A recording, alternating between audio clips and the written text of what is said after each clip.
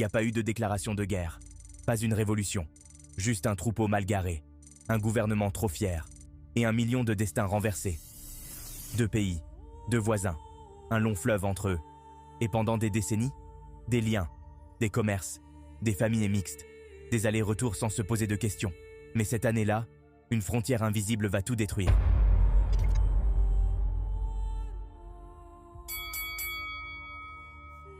Messieurs, dames, installez-vous.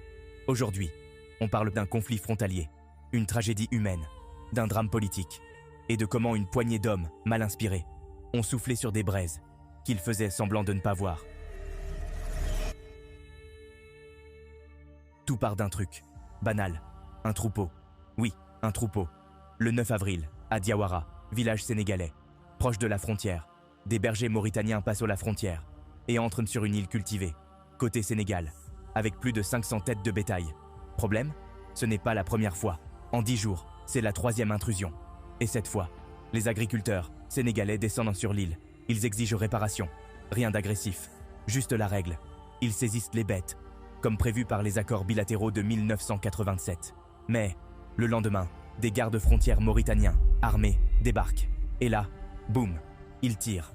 2 paysans sénégalais sont tués, d'autres sont blessés, et 12 otages sont embarqués de l'autre côté. Un drame local, qui devient immédiatement une affaire d'État. 15 avril, Dakar, Djibril Ould Abdallah, ministre mauritanien de l'Intérieur, arrive. Il passe à la télé nationale, mais son message est glacial. Pas d'excuses, pas de compassion, juste un ton sec, défensif. Les Sénégalais le vivent comme un affront.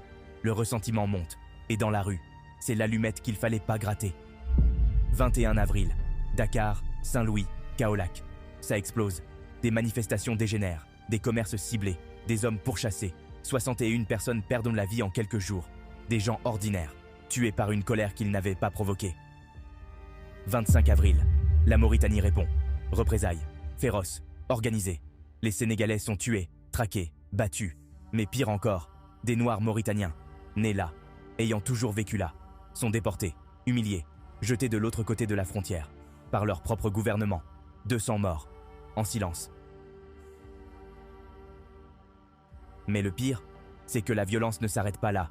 Avril à août 1989, c'est l'exode, massif, brutal, humiliant. 70 000 Sénégalais rapatriés de Mauritanie, 160 000 Mauritaniens expulsés du Sénégal. C'est pas des chiffres, c'est des visages, des mères, des enfants, des commerçants, des bergers, des élèves. C'est des biens confisqués, des terres oubliées, des histoires effacées.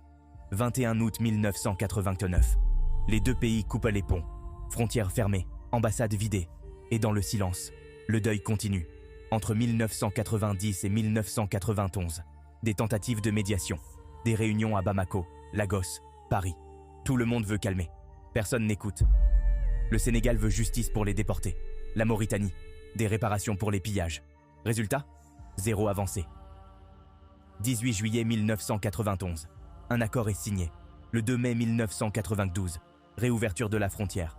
La paix officielle. Mais la blessure, toujours là. Aujourd'hui encore, des milliers de personnes vivent sans papier, sans reconnaissance. Des enfants sont nés en exil. Des adultes ne savent plus de quel côté ils appartiennent. Et ceux qui ont tout perdu n'ont jamais été indemnisés. Mais alors, on en retient quoi ? Qu'un conflit, ça commence souvent petit, et ça finit toujours trop grand. Qu'un mot mal placé peut tuer, qu'un silence politique peut valoir 1000 coups de bâton, et qu'on a tous perdu. Les familles, les commerçants, les voisins, les pays. Alors que ce soit clair, on n'est pas là pour rouvrir les plaies, on est là pour qu'elles cicatrisent, vraiment, et que plus jamais, on ne se regarde comme des étrangers quand l'histoire nous a tant de fois réunis. Moi, je raconte. Toi, tu retiens ce que tu veux. Mais en attendant, prends une gorgée d'eau minérale. La Casamançaise.